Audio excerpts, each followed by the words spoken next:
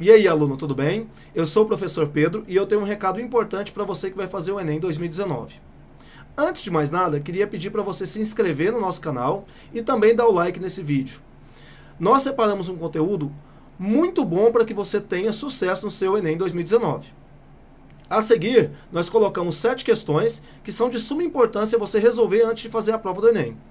Se você ainda desejar ter mais exercícios, nós temos uma plataforma com 200 exercícios resolvidos para que você tenha condições de avaliar esses exercícios e conferir os seus resultados, tá bom?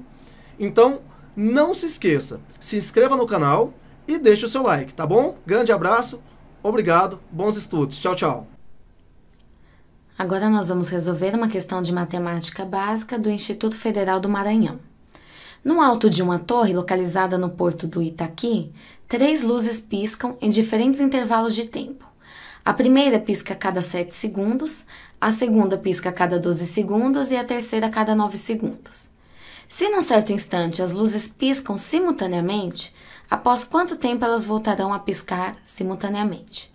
Bom, a primeira luz, ela pisca a cada 7 segundos. Então, se ela pisca no instante inicial 0, a próxima vez que ele irá piscar será em 7 segundos.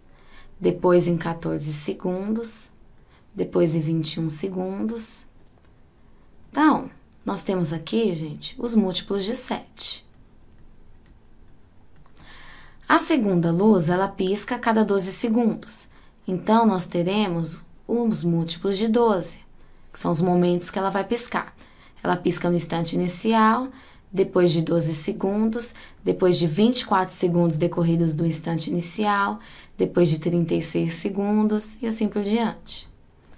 A terceira luz, ela pisca a cada 9 segundos. Então, nós estamos falando de múltiplos de 9. No instante inicial, depois de 9 segundos, depois de 18 segundos, depois de 27 segundos. Bom, então, nós temos os múltiplos de 7, de 12 e de 9, que são os instantes em que as luzes piscam. Se nós queremos encontrar o instante em que elas voltam a piscar ao mesmo tempo, nós precisamos encontrar o menor dos múltiplos que seja comum às 3 ao mesmo tempo. Então, na matemática, nós chamamos isso de mínimo múltiplo comum. Eu preciso encontrar o mínimo múltiplo comum entre 7, 12 e 9. Como que eu encontro o mínimo múltiplo comum? Eu poderia ir fazendo de 7 em 7, de 12 em 12, de 9 em 9, até encontrar um valor que seja comum aos 3. Mas eu posso utilizar o método da decomposição em fatores primos. Então, olha só. Eu coloco o 7, o 12 e o 9, e eu fatoro os 3 números ao mesmo tempo pelos fatores primos, pelos números primos, que são os números divisíveis apenas por 1 e por ele mesmo. Então, o primeiro número primo que eu vou dividir é o número 2. 7 não divide por 2, continua 7. 12 dividir por 2 dá 6. 9 dividido por 2 não divide. Dividiremos por 2 novamente. 7 não divide. 6 dividido por 2 dá 3. 9 permanece. Agora não dá mais nenhum número para dividir por 2. Vamos passar por 3. 7 não divide. 3 dividido por 3 dá 1. 9 dividido por 3 dá 3. Divide por 3 novamente, 7, 1 e 1. O 7 não divide por 3. O próximo número primo é o 5, mas também não divide por 5. O 7 é um número primo que divide só por 1 e ele mesmo. Então, o próximo número aqui vai ser 7. 1, 1 e 1. Então, olha só. Se eu fizer 2 ao quadrado vezes 3 ao quadrado vezes 7... eu encontro qual é o mínimo múltiplo comum entre esses 3 números. 2 ao quadrado é 4, 3 ao quadrado 9, vezes 7. 4 vezes 9, 36, 36 vezes 7, 252. Então, o mínimo múltiplo comum entre esses 3 números é 252. Só que são 252 segundos. E as minhas alternativas estão em minutos, então eu preciso transformar 252 segundos em minutos. Eu sei que 1 minuto equivale a 60 segundos. Então, para eu encontrar quantos minutos são em 252 segundos, basta eu dividir 252 por 60. Quantas vezes 60 dá 252? 4. 4 vezes 60 não dá 252, mas dá próximo a 252. 4 vezes 0, 0. 4 vezes 6, 24. Dá 240. Então, sobram 12. Poderia continuar dividindo, acrescentando 0, colocando vírgula. Mas exatos são apenas 4 minutos. O que sobra é segundos. Então, 252 minutos equivale aos 4 minutos exatos e ainda sobram 12 segundos. O que nos leva à alternativa E. Vamos resolver agora uma questão de matemática básica da Faculdade de Tecnologia de São Paulo. Você certamente não percebeu, mas a Lua está se afastando de nós. O satélite da Terra está atualmente 18 vezes mais longe do que quando se formou, há 4,5 bilhões de anos, e vem se afastando do nosso planeta a uma velocidade de 3,78 centímetros por ano. Admita que a velocidade de afastamento da Lua em relação à Terra sempre foi constante.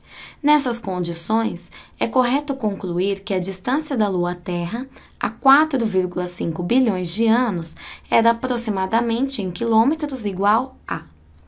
Bom, quando eu falo em 1 bilhão, nós sabemos que isso equivale a 10 elevado à nona potência.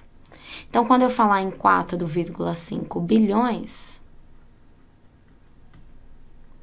nós estamos falando em 4,5 vezes 10 elevado à nona potência. O exercício fala que o planeta Terra se afasta a uma velocidade de 3,78 centímetros por ano. Então, eu tenho que encontrar quanto que isso equivale em quilômetros. Para isso, eu trouxe a tabela de transformação de unidades de medidas, onde eu tenho 3,78 centímetros para transformar em quilômetros. Como eu vou andar para a esquerda, a quantidade de casas que eu estou andando para a esquerda, eu estou dividindo por 10. Ou multiplicando por 10 elevado a menos 1. Então, andei uma casa, 2 casas, 3 casas, 4 casas, 5 casas. Então, eu vou ter 3,78 vezes 10 elevado a menos 5, por conta das 5 casas que eu andei para a esquerda. Então, ele está se afastando a 3,78 vezes 10 elevado a menos 5 quilômetros por ano.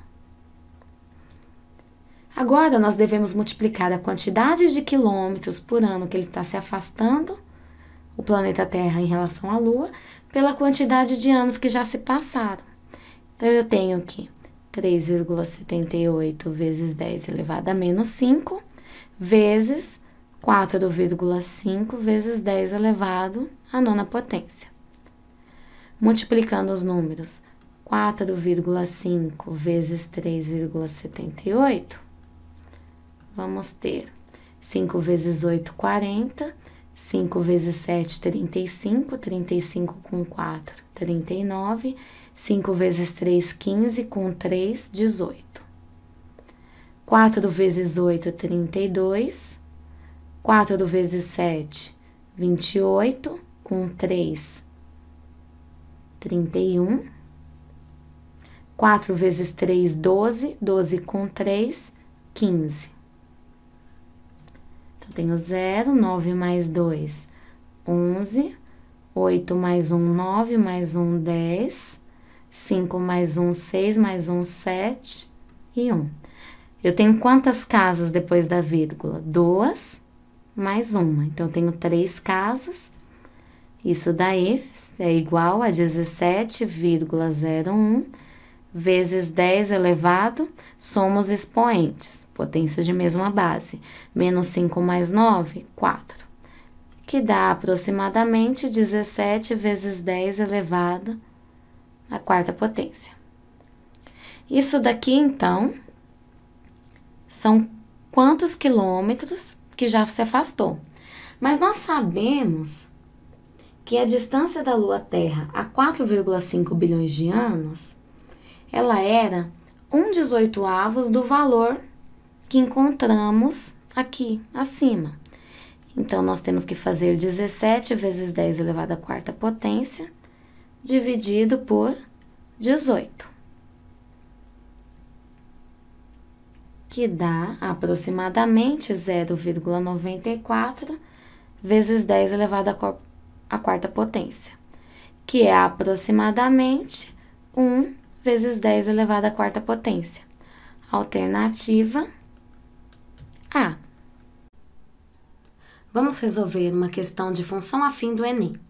A água para o abastecimento de um prédio é armazenada em um sistema formado por 2 reservatórios idênticos, em formato de bloco retangular, ligados entre si por um cano igual ao cano de entrada, conforme ilustra a figura. A água entra no sistema pelo cano de entrada no reservatório 1 a uma vazão constante e, ao atingir o nível de cano de ligação, passa a abastecer o reservatório 2. Suponha que inicialmente os 2 reservatórios estejam vazios. Qual dos gráficos melhor descreverá a altura H do nível da água do reservatório 1 em função do volume de água do sistema? Então, olha só, nós temos aqui o reservatório 1 e 2. Nós sabemos que a água entra pelo cano de entrada e, primeiramente, ela preenche o reservatório 1 até uma altura H. Ela preenche aqui e ela preenche primeiramente o reservatório 1 até essa altura H de maneira linear.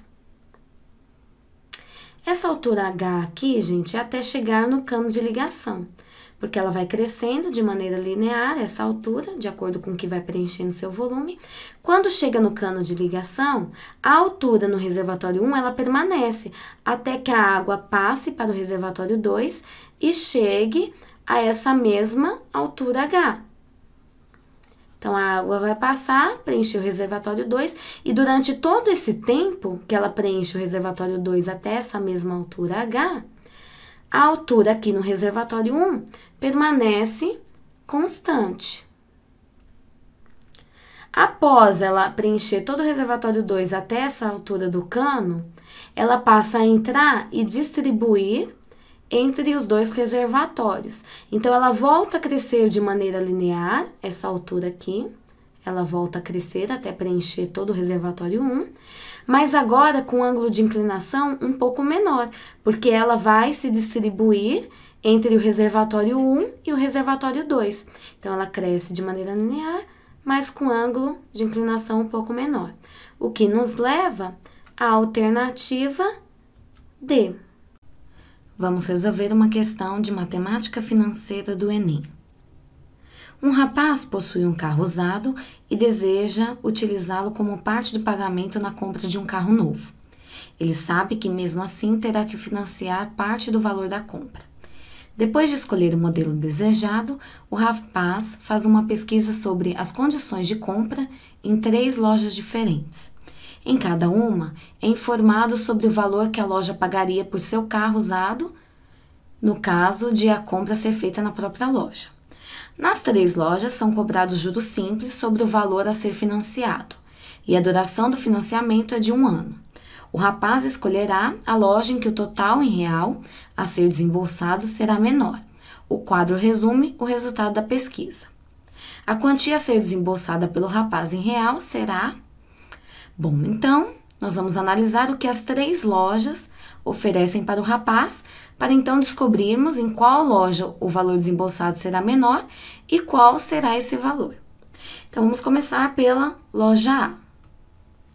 Na loja A, o valor oferecido pelo carro usado é de R$ 13.500, o valor do carro novo é de R$ 28.500 e o percentual de juros é de 18% ao ano.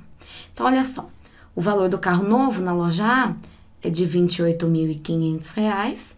Se eu retirar o valor que eles pagam pelo carro usado do rapaz, que é R$ 13.500, ainda sobram R$ 15.000 para serem pagos durante esse ano, né? Há uma taxa nessa loja de 18% ao ano. Então, olha só, os juros vai ser capital vezes a taxa vezes o tempo. Os juros nessa loja aqui vai ser de 15.000 vezes 0,18 vezes um ano. O juros será de R$ 2.700. Bom, então, além do carro usado, o rapaz vai ter um montante a ser pago de R$ 15.000, que é o que ainda fica restando, mais 2.700 de juros. Então, o montante que ele ainda fica devendo, né, é de R$ 17.700. Isso na loja A. Vamos fazer os mesmos cálculos para a loja B. Na loja B, o valor oferecido pelo carro usado vai ser de R$ 13.000, o valor do carro novo de R$ 27.000 e a taxa de 20% ao ano. Então, vamos lá. O valor do carro novo é R$ 27.000, menos o valor que eles estão oferecendo para o carro usado do rapaz de R$ 13.000. Isso vai dar um saldo ainda devedor para o rapaz de R$ 14.000. A taxa nessa loja é de 20% ao ano. Então, nós temos que os juros em cima desses R$ 14.000 vai ser 14.000 vezes a taxa de 0,2, que é 20%, vezes o período de um ano. Os juros vai ser 14.000 vezes 0,2, dá R$ 2.800. O montante ainda a ser pago pelo rapaz vai ser os 14.000 que ele está devendo, mais os juros de 2.800. Então, o montante vai ser de R$ 16.800 na loja B. Vamos fazer os mesmos cálculos para loja C. Na loja C, olhando ali na tabela, o valor oferecido pelo carro usado é de R$ 12.000, o valor do carro novo de R$ 26.500 e a taxa de 19% ao ano. Então, o valor do carro novo, R$ 26.500, menos o que eles estão oferecendo pelo carro do rapaz, que é 12.000. O rapaz ainda fica devendo 14.500. Esses 14.500 vão sofrer uns juros, né? Com a taxa de 19% ao ano nessa loja. Então, os juros vai ser 14.500, que é o que ele está devendo, vezes 0,19, que é a taxa, vezes um ano. O juros será de R$ 2.755. O montante, então, que o rapaz ainda estará devendo vai ser 14.500 mais os 2.755 de juros. Então, o montante a ser aplicado aqui nessa loja vai ser de R$ 17.255. Então, qual loja que o rapaz precisa desembolsar menos? É a loja B, que ele precisa desembolsar apenas R$ 16.800. A quantia a ser desembolsada pelo rapaz em real será, então, de R$ 16.800, alternativa C. Vamos calcular agora uma questão de geometria espacial da Faculdade de Direito de São Bernardo do Campo, São Paulo. Uma loja vende chocolates na forma de cilindros e de prismas de base retangular, ambos maciços, sendo que cada cilindro tem 1 centímetro de diâmetro e 6 centímetros de altura, e cada prisma tem 3 centímetros de comprimento e meio centímetro de espessura, conforme mostram as figuras. Utilizando π igual a 3 e sabendo que o volume de 6 cilindros equivale ao volume de 9 prismas, a largura L em centímetros de um prisma é. Bom, então nós temos aqui o cilindro, tem como eu calcular o volume desse cilindro. Então, vou calcular primeiro o volume do cilindro, que é πr ao quadrado vezes a altura. Essa fórmula vocês viram aqui nas aulas teóricas do Aprova Rápido, certo? Então, nós temos que o volume do cilindro, como ele pediu para considerar π sendo 3 vezes, aqui ele deu diâmetro. O raio desse cilindro é a metade do diâmetro, que é 1/2, que é 0,5. Então, 0,5 ao quadrado vezes a altura, que é 6. O volume do cilindro vai ser 3 vezes 0,25 vezes 6. O volume do cilindro vai ser 0,75 vezes 6. Então, o volume desse cilindro será de 4,5 centímetros cúbicos, certo? Agora, nós vamos fazer a mesma coisa, vamos calcular o volume do prisma. Só que esse volume, ele vai ficar em função do L, que eu ainda não conheço, certo? Então, o volume do prisma, ele é a medida das 3 dimensões do prisma, que é A vezes B vezes C. O volume do prisma vai ser 3 vezes L vezes 0,5. Então, o volume do prisma vai ser igual a 3 vezes 0,5, 1,5 vezes L, centímetros cúbicos também. Aí, o exercício fala que nós sabemos que o volume de 6 cilindros equivale ao volume de 9 prismas. Então, 6 vezes o volume do cilindro tem que ser igual a 9 vezes o volume do prisma. Então, 6 vezes 4,5 tem que ser igual a 9 vezes 1,5 vezes L.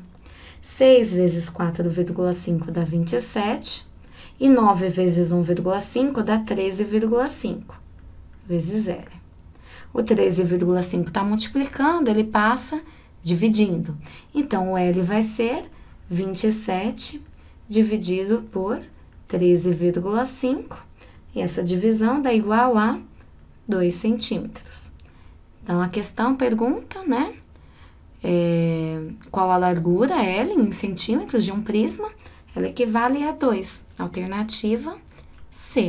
Vamos resolver essa questão de porcentagem do Enem. Num dia de tempestade, a alteração na profundidade de um rio num determinado local foi registrada durante um período de 4 horas. Os resultados estão indicados no gráfico de linhas. Nele, a profundidade H, registrada às 13 horas, não foi anotada, e a partir de H, cada unidade sobre o eixo vertical representa 1 metro. Foi informado que entre 15 horas e 16 horas, a profundidade do rio diminuiu em 10%. Às 16 horas, qual a profundidade do rio em metro no local onde foram feitos os registros? Bom, então nós temos aqui, vamos chamar aqui de altura H, certo? Que é o H inicial. A partir daqui, cada unidade que cresce, cresce 1 metro, ok? Então, ele fala no dado do enunciado que entre as 15 e 16 horas, a profundidade do rio diminuiu em 10%. Então, vamos analisar qual a altura que estava a 15 horas e às 16 horas, tá bom? Então, vamos pensar aqui, ó. Às 15 horas, está aqui esse ponto, certo? Quanto que cresceu de H até chegar nesse ponto? Então, cresceu 1 unidade, 2, 3, 4, 5, 6 unidades. Então, às 15 horas, a altura era H mais 6. Às 16 horas, a altura, ela passou a ser aqui, ó. Essa altura aqui, às 16 horas. Então, é H mais 1, 2, 3, 4 metros. Então, H mais 4 metros. Então, às 15 horas, era a altura inicial mais 6 metros. E às 16 horas, a altura inicial mais 4 metros. Como ela diminuiu das 15 horas para as 16 horas em 10%, nós vamos considerar que às 15 horas, nós tínhamos 100% do valor, para saber, para encontrarmos o H. Diminuiu 10%, então aqui às 15 horas, esses dados. Às 16 horas, foi para H mais 4 a altura e diminuiu 10%. Então, ficou 90% do valor, certo?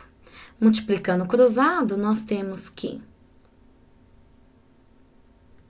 90H mais 6 vezes 90 igual a 100H mais 4 vezes 100. Então, 90H mais 6 vezes 90, que é 540, igual a 100H mais 400. O 100H vou passar para o outro lado da igualdade, tá positivo, passa negativo.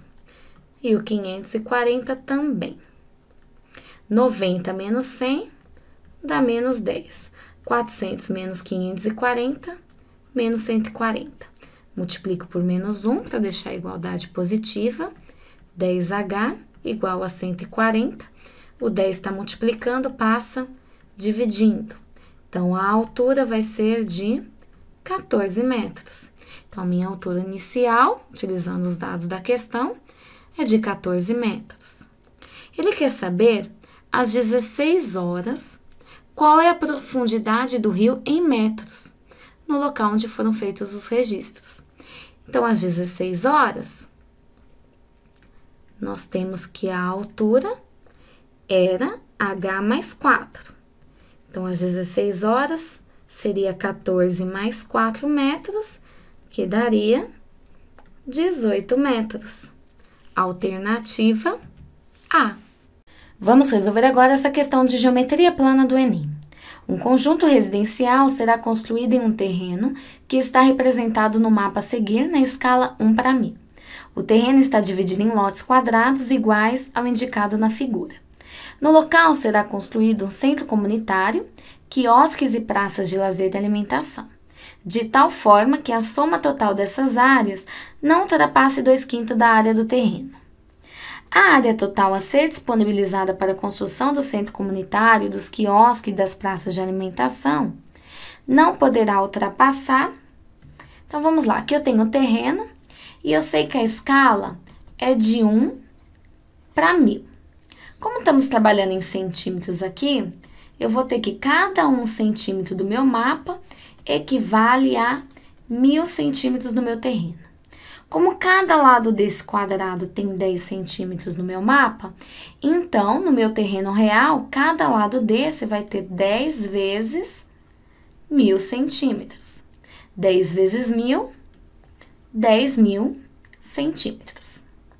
Como a área aqui ele quer em metro quadrado, então nós vamos transformar esse lado, que está em 10.000 centímetros, para metro, ok? Então, vamos lembrar lá da regrinha. 1 centímetro, ou 100 centímetros, equivale a 1 metro. Então, 10.000 centímetros equivale a x metros. Multiplicando o cruzado, 100x igual a 10.000, x é igual a 10.000, dividido por 100, posso simplificar por 100 em cima e embaixo, fica igual a 100 metros. Então, cada lado desse quadrado aqui vale 100 metros. Se eu quero encontrar a área do quadrado, então, a área do quadrado, que é L ao quadrado, vai ser igual a 100 ao quadrado. E 100 ao quadrado é 100 vezes 100, certo? Que é igual a 10.000 metros quadrados. Essa é a área de cada quadradinho desse. 10.000 metros quadrados. Como eu tenho 1, 2, 3, 4, 5, 6, 7, 8, 9, 10 quadradinhos desse, então a área total do meu terreno é de 10 vezes 10.000. 10 vezes 10.000 dá 100.000 metros quadrados. Essa é a área do meu terreno. Só que a área que vai ser destinada disponibilizada para a construção do centro comunitário, dos quiosques e das praças de lazer e alimentação, elas devem ocupar apenas até 2/5 da área do terreno. Então, a área destinada para essas novas construções, elas devem ocupar 2/5 da área do terreno, que é de 10.000 metros quadrados. Então, 2/5, toda vez que nós temos DA ou D na matemática, é vezes 100.000. 2 vezes 100.000, 200.000. 200.000 dividido por 5, 40.000 metros quadrados. Então, nós encontramos que a área total a ser disponibilizada para a construção do centro comunitário, dos quiosques e das praças de lazer e alimentação não poderá ultrapassar 40.000 metros quadrados. Alternativa A.